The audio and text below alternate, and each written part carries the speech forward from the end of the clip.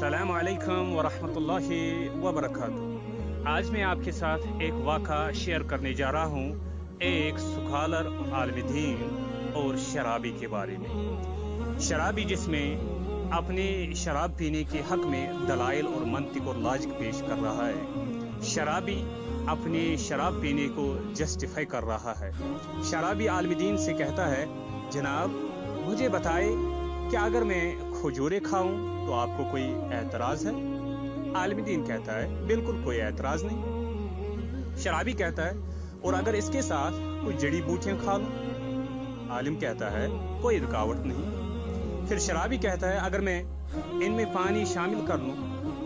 आलिम दीन कहता है, बड़े शौक से पियो। शराबी कहता है, जब ये सारी चीज़ें जायज़ और हलाल है तो आप शराब को क्यों हराम कहते हैं? हालांकि उसमें यही तो चीजें हैं जिनके खाने और पीने की इजाजत आप दे रहे हैं, यानी खजूरें, पानी और जड़ी बूटियां। सुखालर और आलिम दीन शराबी से कहता है, अगर तुम्हारे ऊपर पानी फेंका जाए तो उस पर तुम्हें कोई एतराज होगा?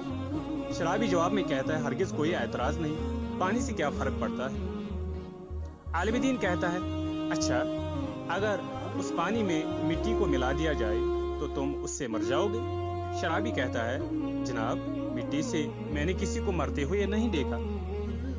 उसके बाद आलिम दीन कहता है, अगर मैं मिट्टी और पानी लूं और उनको गोंद कर एक ईंट बना लूं और उसे खुश्क करके तुम्हें दे मारूं तो क्या ऐसा करने पर तुम्हें कोई एतराज है? शराबी कहता है, जनाब इससे तो आप मुझे कत्ल कर देंगे। आलिम दीन कहता है, शराब का भी यही हाल है। ये है वो वाक़ा। ऐसी ही दलीलें शराब पीने वाले शराब के सिलसिले में देते हैं। अस्सलामु अलैकुम व रहमतुल्लाह।